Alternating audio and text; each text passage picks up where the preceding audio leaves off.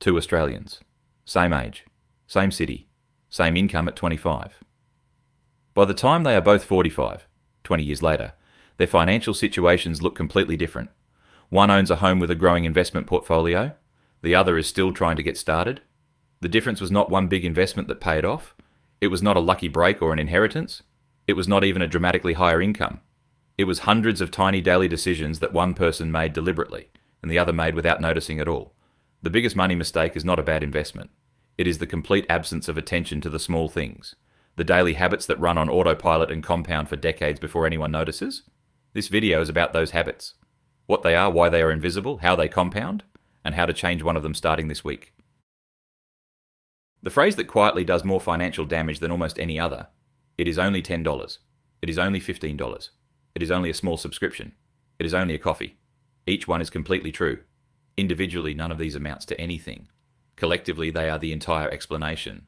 A $15 lunch every working day is approximately $3,000 a year. Over 20 years invested, significantly more. The brain cannot feel this number, the brain only feels the $15. The daily coffee is not the problem, it is the symbol. The entire category of small daily spending that never gets counted because each purchase is too small to register. By the end of the week, the coffees have multiplied. By the end of a decade, they became something the brain never saw coming. Pull up the bank statement, find every purchase under $20, add them together.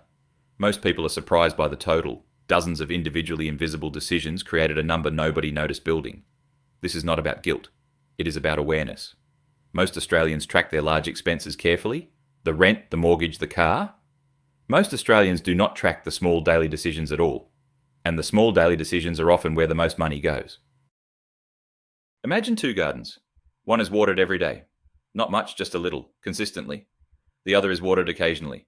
Sometimes a big effort, then nothing for weeks. After 1 month, both gardens look similar. After 1 year, they look completely different. Financial habits work the same way. Consistency beats intensity almost every time. A small snowball rolled down a long hill becomes enormous, not because of any single rotation, but the accumulation of hundreds over a long distance. The first year, almost nothing visible. The 20th year, something that surprises even the person who built it. Every week without starting is compounding that will never be recovered. Next week becomes next month, becomes next year. The person who was going to start eventually becomes the person who never quite did. Every habit repeated becomes easier to repeat. Packing lunch once is a choice. After 3 months, it no longer requires a decision. The transfer that felt like sacrifice in month 1 is invisible by month 6. Behaviour compounds just like money. A small leak in a bucket is easy to ignore. Each drop is trivial. But a bucket with a small leak will always be empty, regardless of how much water goes in at the top. The leak does not need to be fixed dramatically. It needs to be noticed. There is a significant difference between I'm trying to save money and I am someone who saves money. The first is a goal. The second is an identity. Goals get abandoned when motivation runs out. Identities get defended even when it does not. Every financial decision is a vote for the type of person you are becoming. Packing lunch is a vote. The automatic transfer is a vote. Enough votes in the same direction produces a financial identity that generates outcomes without requiring constant effort. The future self is watching every small financial decision being made today. Not judging, just inheriting the results. The future self who receives 2 decades of small automatic transfers is a very different future self from the one who receives 2 decades of good intentions. Both futures are being voted into existence right now. The most powerful financial change is not changing a behavior, it is changing the identity. Not I'm trying to invest, but investing is something I do. The behavior follows the identity almost automatically. And if the identity is the destination, the system is the vehicle that gets you there without requiring willpower for every kilometre of the journey. Which of these patterns do you recognize most? The invisible small spending, the compounding you have not started yet, or the goal that keeps getting pushed to next week? Drop it in the comments. I'm genuinely curious. The most reliable system removes the decision entirely. An automatic transfer requires no motivation, no memory, no willpower. It just runs, while life continues in the background. Pay yourself first. Move the transfer the moment pay arrives, before anything else claims it. The brain adapts to living on what remains. The gap starts to grow automatically. At 9 a.m. the day after payday, the automatic transfer runs. $200 to the investment account. Character still asleep. Account balance higher.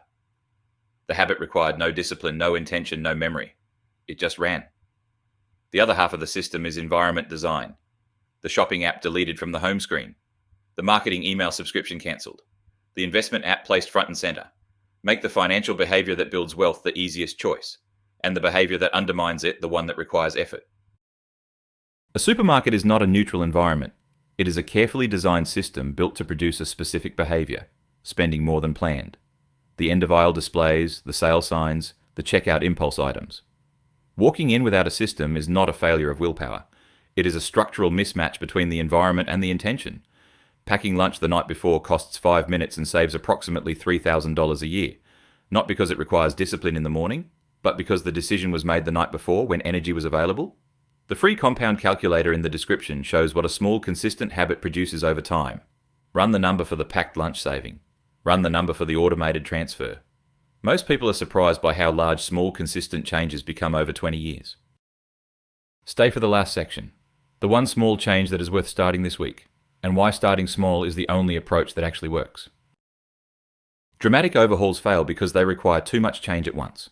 1% improvements start immediately, compound consistently, and survive the months when motivation is low. The staircase is built one step at a time.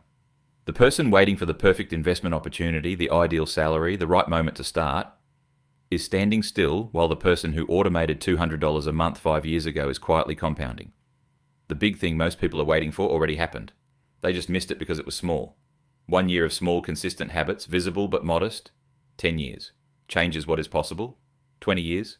Looks like a lucky break from the outside, but was hundreds of quiet Tuesday mornings of automated transfers accumulating in the background. The compound calculator in the description is the best way to see this clearly. Put in the small number, put in the years, see what Tuesday mornings become, then pick one habit, just one, and start this week. 3 things. Set up the automatic transfer this week, even a small amount. Pack lunch once this week and notice how easy it gets. Audit one recurring spend that no longer justifies its cost. The videos on why saving feels hard and the cost of waiting go deeper on the practical side. Both linked below. Subscribe for a new video every week. What is the one small financial habit you're going to start this week? Drop it below. Sometimes saying it publicly is the thing that makes it stick. The future self who received 2 decades of small automatic habits has one thing to say to the present self. Thank you. The biggest money mistake is not dramatic. It is not a single bad investment. It is the quiet absence of small good decisions repeated daily for decades. The 2 Australians at the start did not diverge because of one big moment. They diverged because of thousands of small ones, most of which happened before breakfast. The small decisions are the big decisions, they always were. Thanks for watching. See you in the next one.